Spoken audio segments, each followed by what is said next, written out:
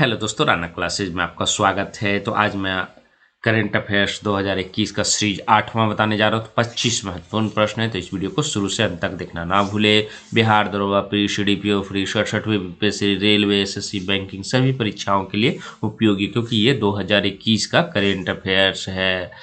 और तो शुरू करते हैं। पहला क्वेश्चन क्या है? तो पहला क्वेश्चन है, आप देख रहे हैं स्क्रीन पर। पंजाब के पूर्व मुख्यमंत्री कैप्टन अमरिंदर सिंह ने कांग्रेस से इस्तीफा देकर अपना निम्न में से किस नई पार्टी का ऐलान किया है? तो ये काफी इंपॉर्टेंट प्रश्न रहने वाला है आने वाली परीक्षाओं में। तो पहला का आंसर क्या होगा? ए हो जाएगा, लोक कांग्रेस पार्टी हो जाएगा। और ये इन्होंने कब इस्तीफा दिया था? तो 2 नवंबर को इस्तीफा दे दिया था। जो कांग्रेस के जो प्रधान हैं वो सोनिया गांधी, उनको भेज दिया था। और पंजाब लोक कांग्रेस के गठन का भी ऐलान कर दिया, मतलब लोक कांग्रेस पार्टी का है, जो कि नई पार्टी का ऐलान कर दिया, तो लोक कांग्रेस पार्टी का। उसके बाद आते हैं अगला क्वेश्चन। दूसरा प्रश्न क्या है? रक्षा खरीद परिषद डीएसी ने 2 नवंबर 2021 को मेक इन इंडिया के तहत कितने करोड़ रुपए हथियारों और सैन्य उपकरणों को खरीदने की मंजूरी दी है? तो कितने करोड़ रुपए का? तो 7,965 करोड़ रुपए जो की मंजूरी दी है। इनमें हिंदुस्तान एरोनॉटिकल लिमिटेड एचएएल का 12 लाइट यूटिलिटी हेलीकॉप्टर की भी खरीद शामिल है। रक्षा मंत्रालय द्वारा क्या बताया गया कि 12 हेलीकॉप्टरों के अलावा डीएसी ने भारत इलेक्ट्रिक लिमिटेड से line x U2 naval gun fire control system की खरीद को भी स्वीकृति दी है। उसके बाद आते हैं अगला क्वेश्चन। हाल ही में किस पूर्व ऑलराउंडर का खिलाड़ी का निधन हो गया है? तो किनका निधन हुआ था? तो सी हो जाएगा, एलन डेविसन। एलन डेविसन का है जो कि निधन हो गया है। और ये 44 कंगारू टेस्ट, ये कहाँ के क्रिकेटर थे? तो ऑस्ट्रेलिया के थे। 44 टेस्ट मैच खेले थे, 1328 रन बनाए थे, 5 अर्धशतक, सर्वश्रेष्ठ स्कोर 80 था। उसके बाद आते हैं, निम्न में से किस देश ने 5 से 11 साल के बच्चों के लिए फाइजर टीके को मंजूरी दी है?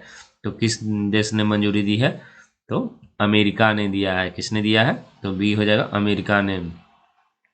और ये जो है कब दिया था? तो 29 अक्टूबर 2021 को दिया है। इसके साथ ही अमेरिका में बच्चों को लगने वाली पहली वैक्सीन कौन सी बन गई है? वैक्सीन फाइजर बन गई है। उसके बाद आते हैं 5वां नंबर प्रश्न। भारत और विश्व बैंक ने किस राज्य में स्वास्थ्य प्रणालियों को मजबूत करने के हेतु समझौता ज्ञापन पर हस्ताक्षर किया है? तो कहाँ किया है? तो ये मेघालय में किया है। और ये 40 मिलियन डॉलर की परियोजना पर है, जो कि हस्ताक्षर हुआ। किसके किसके बीच? तो भारत सरकार और विश्व बैंक के। इस परियोजना के राज्य के सभी 11 जिलों में लाभ होगा। यह प्राथमिक और माध्यमिक स्तर पर स्वास्थ्य क्षेत्र के कर्मचारियों, उनके कौशल का निर्माण है, जो कि प्रबंधन क्षमता को मजबूत करेगा। और ये भी जान गए कि मेघालय में कितने जिले हैं? तो 11 जिले हैं। उसके बाद आते हैं अगला क्वेश्चन। WMO की 2021 की अस्थायी स्टेट ऑफ क्लाइमेट की रिपोर्ट के मुताबिक वर्ष 2013 वर्ष 2021 के बीच वैश्विक समुद्र के जल स्तर में कितनी है जो कि वृद्धि प्रति वर्ष हुई है? तो लगभग कितनी हुई है? तो 4.4 मिलीमीटर है जो कि वृद्धि हुई है।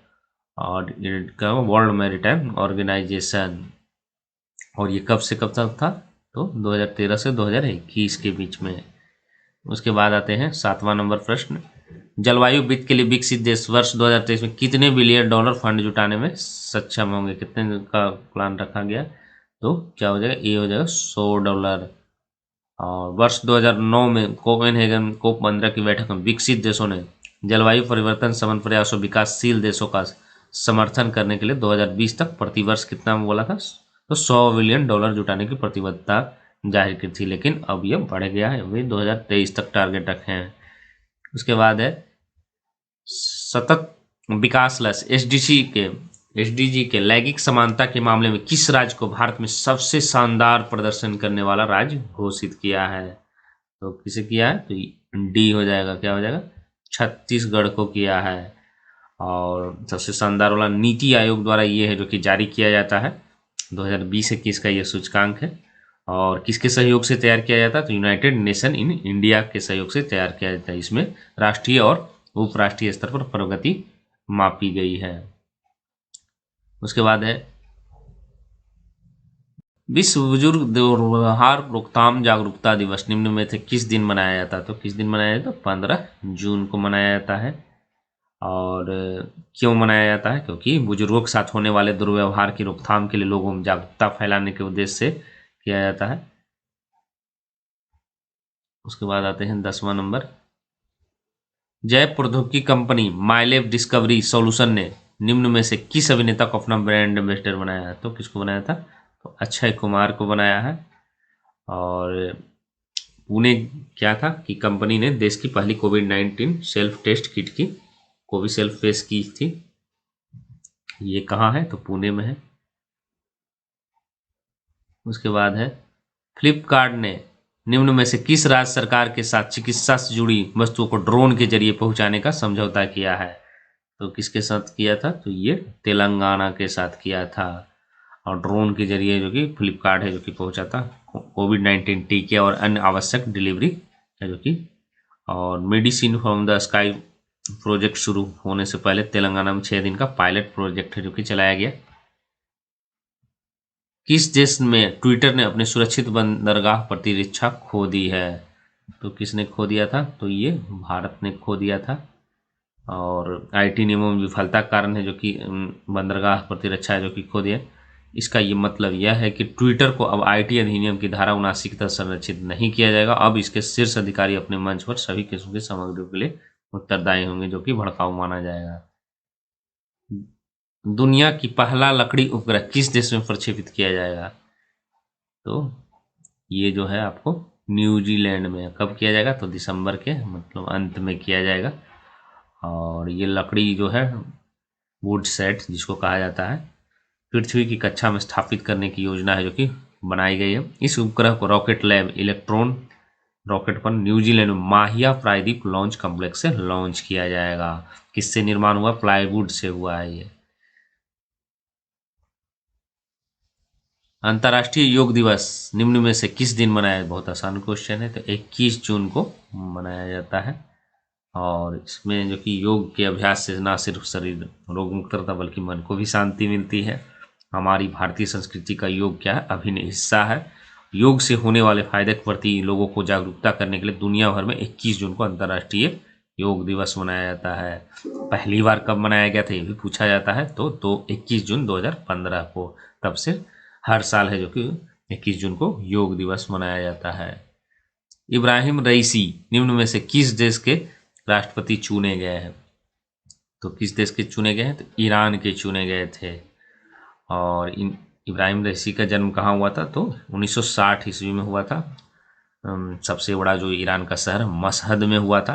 इसी शहर में शिया मुसलमानों के सबसे जो कि पवित्र माने जाने वाली मस्जिद है। उसके बाद आते हैं अगला। बीसीसीआई ने ओलंपिक में खिलाड़ियों की तैयारी करने के लिए कितने करोड़ रुपए दान देने की घोषणा की है? तो कितने करोड़ रुपए? तो 10 करोड़ रुपए जो कि दान देने की घोषणा किया था। और ये दोनों के भारतीय क्रिकेट कंट्रोल और भारतीय ओलंपिक संघ अनुरोध पर है जो कि ओलंपिक जाने वाले भारतीय दल की मदद के लिए इतना रुपया दिया था। संयुक्त राष्ट्र के महासचिव पद पर किसे द्वारा सर्वसम्मति से चुना गया? तो पहले जो थे उन्हीं को चुना गया। एंटोनियो गुटरेस को चुना गया है। अभी कितने सदस्य? तो 193 सदस्य। दूसरा कार्यकाल कब शुरू होगा? तो 1 जनवरी 2022 से शुरू होगा। और फिर से जो कि इनको सर्वसम्मति से चुना गया है निर्वाचन की सम्मति। और यूएनएससी में अमेरिका, रूस, चीन, फ्रांस और ब्रिटेन शामिल है।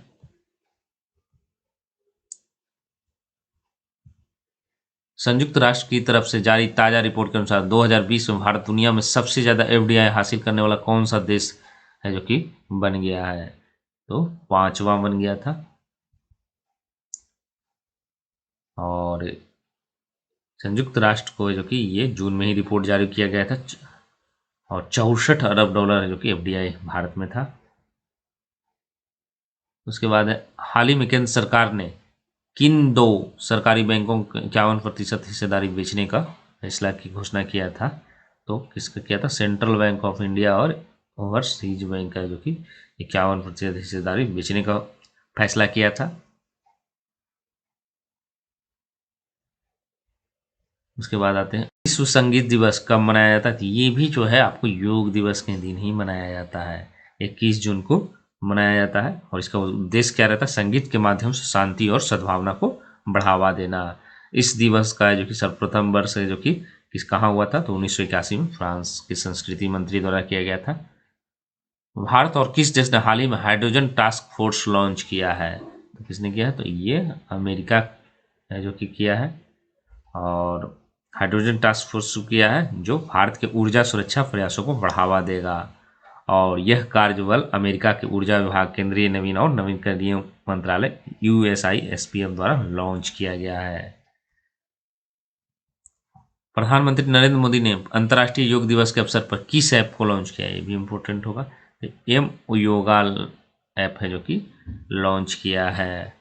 और इस ऐप में कॉमन योगा प्रोटोकॉल के आधार पर योग प्रशिक्षण के कई वीडियो दुनिया की अलग अलग भाषाओं में उपलब्ध होंगे।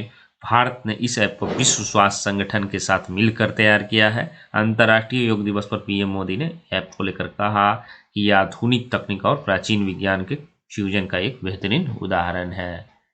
उसके बाद आते हैं अगला, centre for science and environment CSE द्वारा जारी ईज ऑफ लिविंग इंडेक्स 2020 में किस शहर को भारत के सबसे रहने योग्य शहर के रूप में नामित किया, ये बहुत इंपॉर्टेंट है। किसको किया है, बेंगलुरु को किया है और नामित किया है। बेंगलुरु के बाद किसका स्थान है, चेन्नई, शिमला, भुवनेश्वर और मुंबई का है। सिर्फ श्रेष्ठ 5 शहर में ये लोग थे। हाल ही में किस राज्य सरकार ने एक वर्षीय पाठ्यक्रम योग विज्ञान को शुरू करने की घोषणा किया था, तो कहाँ किया था, तो योग दिवस पर ये दिल्ली है जो कि शुरू किया था। इन केंद्रों पर योग सिखाने वाले इंस्ट्रक्टर को ट्रेनिंग दिया जाएगा और जो बाद में सार्वजनिक जगहों पार्क RW में जाकर है जो कि योग की ट्रेनिंग देंगे। लास्ट क्वेश्चन आज का क्या है, वैश्विक शांति सूचकांक के 15वें संस्करण में 163 देशों की सूची में किस देश को दुनिया का सबसे शांति प्रिय देश घोषित किया है, तो किसको किया है, तो ये हो जाएगा आइसलैंड को किया है। 163 देशों में 15वां ये संस्करण था। और ये भी क्वेश्चन पूछा था कि कितना स्थान है भारत का, तो 135वां स्थान है इसमें सूचकांक में भारत का स्थान है। भूटान को जो कि 22वां, नेपाल को 85वां, बांग्लादेश को 91वां, श्रीलंका को 55 और पाकिस्तान को 150। मतलब सिर्फ इसमें पाकिस्तान से पीछे। सबसे शांति प्रिय देश आपको हो गया आइसलैंड। तो आपको करंट अफेयर्स 25 कैसा लगा कमेंट बॉक्स में जरूर। अगली सीरीज की आपको जल्द जारी होगी। इसी के साथ धन्यवाद।